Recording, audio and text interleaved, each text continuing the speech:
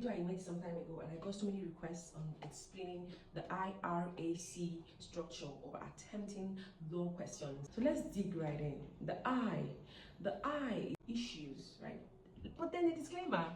Different schools have different structures on how they answer their questions. Some say the FIRAC, that is FIRAC, facts, issues, rules, applications, conclusions. Some say the QRAC. So many methods, but a majority of universities around the world, we have adopted the IRAC structure of attempting law questions. And so let's consider the IRAC questions, right? So the I is for the issue. What is the legal issue in this scenario?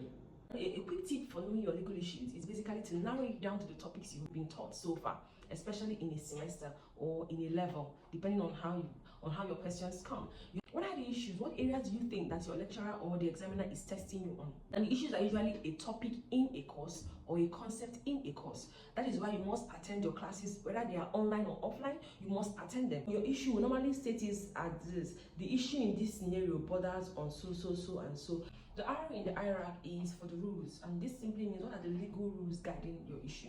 So if you have an issue on valid elements of a contract, right? Valid elements of a contract, that is your issue. So under the rules, you tell us everything you know about elements of a valid contract. Start from defining a contract, what are those elements of a valid contract, offer, acceptance, you name them, and then you write what you know about them after explaining them very, very well. But one key thing I normally do under rules is that, assuming I'm talking about elements of a valid contract, and from my question, the bulk of my answer lies on acceptance. So what I will do is I will still write on offer, consideration, and all of that, but I will write more on acceptance, where the bulk of my answer will rest on. So under the rules, you are just asked to state the legal rules, facts, cases guiding that issue that you have pointed out at the beginning. Then we'll go over to application. Application, you are basically just asked to take every rule that you have stated and apply it to the question. Let us assume that in the scenario, A and B had one or two things, but there was no acceptance.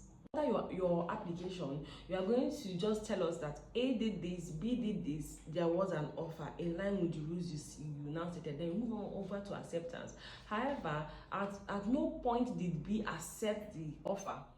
There was an offer, but then there was no acceptance. Why do you say that there was no acceptance? You now tell us, go back to the rules again. Flowing from so and so case, we can see that acceptance can only be found when has occurred. And in the instance case, so and so did not occur. Hence, we cannot say that there was an acceptance.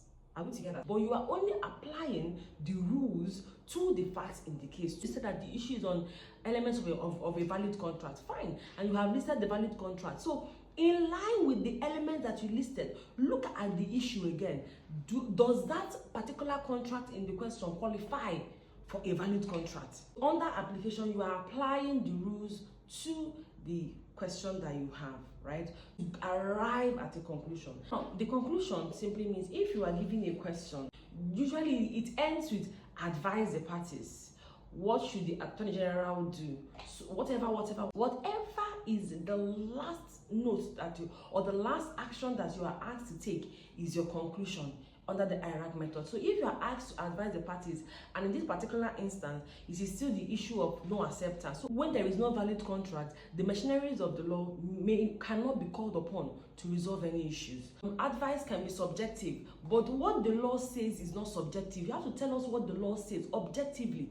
Then your application and your conclusion may be subjective because people reason different ways. So this is how you can simply apply IRAC rules. But if you have more questions, feel free to send it to my DM.